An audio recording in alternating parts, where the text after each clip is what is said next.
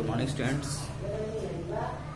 As you know, I was explaining chapter 4, A Truly Beautiful Mind, and it was about Einstein's biography.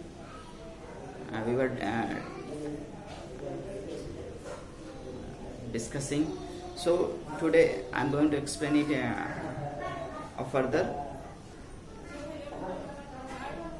And this is paragraph 13. Actually, Einstein received the Nobel Prize for Physics in 1921. Einstein को 1921 में Nobel prize मिला और काफ़ी prestigious prize होता है, ये award होता है। नोबेल प्राइज काफ़ी फेमस प्राइज भी है। He was showered with honors and invitations from all over the world and lauded by the press. पूरी दुनिया से उनका एक रिस्पेक्ट, एक सम्मान होने लगा और लोग उन्हें रेफरेंस देने लगे, कॉन्फ्रेंस देने लगे, रिस्पेक्ट देने लगे, क्योंकि सभी को पता चल गया कि Albert Einstein is not an ordinary person, he is really something extraordinary and Lord by the press.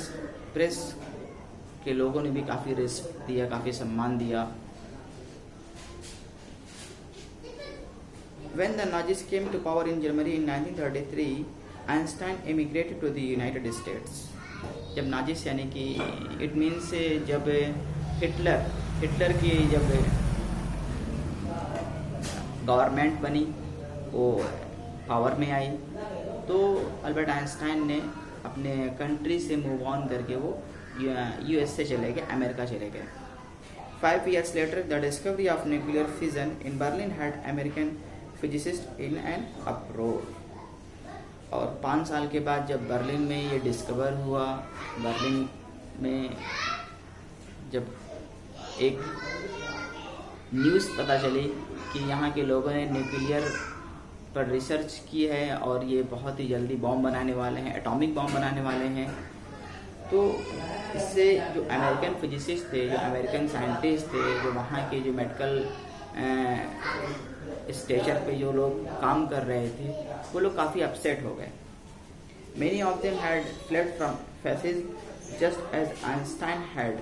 अब बर्लिन में अमेरिका के जैसे बहुत से लोग रह रहे थे, वहाँ से वो फ्लेड करके भाग गए just because of fascism.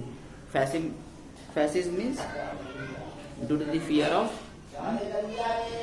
Dictatorship की फियर की वजह से, डर की वजह से वो वहाँ से भाग गए, जैसे कि आइंस्टाइन ने किया था। And now they were afraid the Nazis to build and use an atomic bomb, क्योंकि उन्हें डर था कि नाजी सब क्या करेंगे, वो उस एटॉमिक बॉम्ब का यूज करेंगे डराने धमकाने के लिए।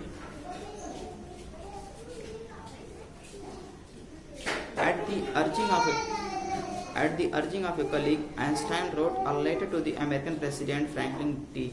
Roosevelt on 2 August 1939. अपने एक कलीग के रिक्वेस्ट करने पर आइंस्टाइन ने एक लेटर लिखा अमेरिका के प्रेसिडेंट को, जो उस समय अमेरिका के प्रेसिडेंट थे। कौन थे? Franklin D Roosevelt was the American president that time when Einstein wrote this letter.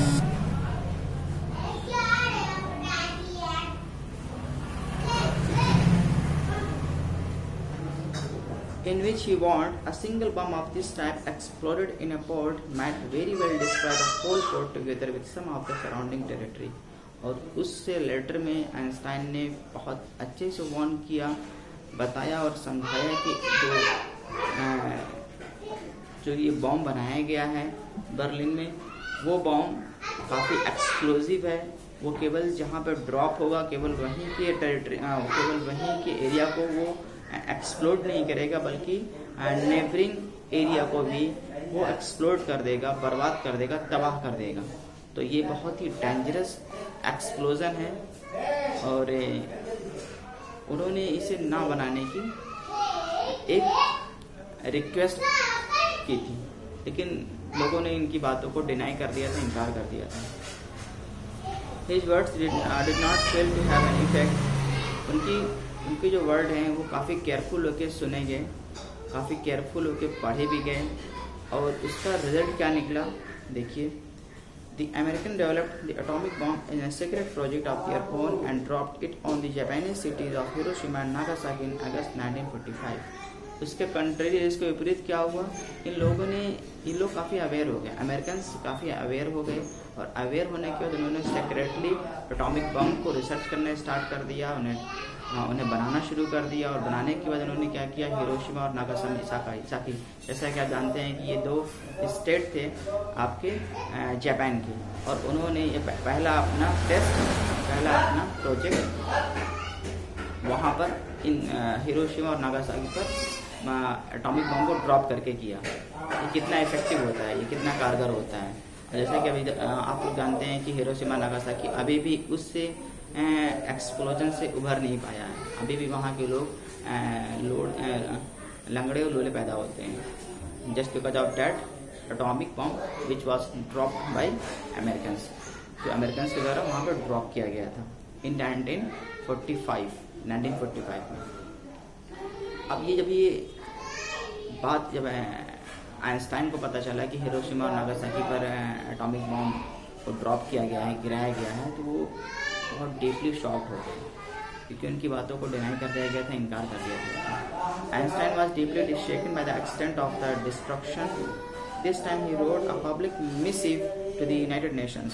Einstein बहुत ही ज़्यादा डिस्टर्ब हो गए थे, डीपली शॉक्ड हो गए थे और इस बार उन्होंने एक पब्लिक मिसिव लिखा, यानी कि एक लॉन्ग लेटर लिखा, एक ऑफिशियल लेटर लिखा United Nations.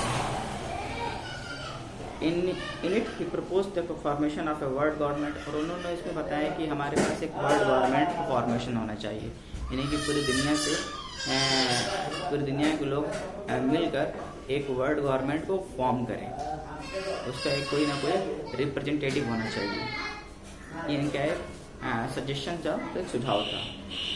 Unlike the letter to Roosevelt, this one made no impact, but over the next decade Einstein got more involved in politics।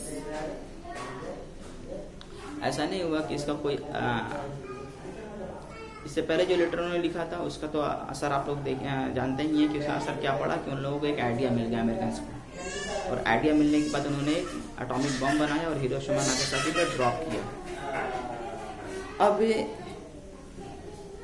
जब दोबारा उन्होंने लेटर लिखा तो उसका तो कोई असर नहीं पड़ा, this one made no impact but over the next decade. लेकिन अगले क्या नाम है सालों में, आने वाले सालों में क्या हुआ कि आइंस्टाइन बहुत ज़्यादा पॉलिटिक्स में इन्वॉल्व हो गए, क्योंकि जानते थे पॉलिटिक्स में इन्वॉल्व होने के बाद ही मेरी बात सुनी जाएगी और मैं अपनी बात लोगों के सामने रख सकूँगा, तो वो पॉलिटिक्स में इन्वॉल्व हो गए। Agitating for an end to the arms building and using his popularity to campaign for peace and democracy। ऐसा उन्होंने क्यों किया था, यहाँ साफ लिखा हुआ बता रहे हैं कि ऐसा उन्होंने इसलिए किया था क्योंकि वो आर्म्स बिल्डिंग जो है, जो वेपन जो बनाने का जो काम हो रहा था उसको वो बंद करा सके, और अपनी पॉपुलरिटी की वजह से वो कैंपेन कर रहे थे पीस एंड डेमोक्रेसी की, कि हर जगह पर पीस हो, डेमोक्रेटिक कंट्री हो, एक दूसरे की बातों को माना जाए, रिस्पेक्ट किया जाए, एक दूसरे की फिक्र भी की जाए। Now this is the last para. When Einstein died in 1955 at the age of 76, he was celebrated as a visionary and world citizen as much as a scientific genius। What is the meaning of visionary? Visionary means a person who can think about the future in an original and intelligent way। एक वो इंसान थे, Einstein एक ऐसे इंसान थे जिन्होंने visionary के थ्रू वर्ल्ड को, जो फ्यूचर है उसको वो बेहतर बनाना चाह रहे थे कि दुनिया में रहने वाले सभी लोग आने वाले दिनों में पीस एंड प्रॉस्पेरिटी के साथ रहें, एक दूसरे की रिस्पेक्ट करें, वो इस तरह के पर्सन थे।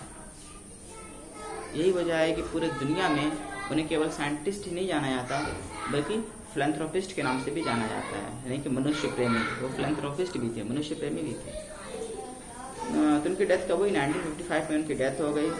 जब उनकी डेथ हुई तो वो कितने साल के थे? 76 ईयर्स ओल्ड थे।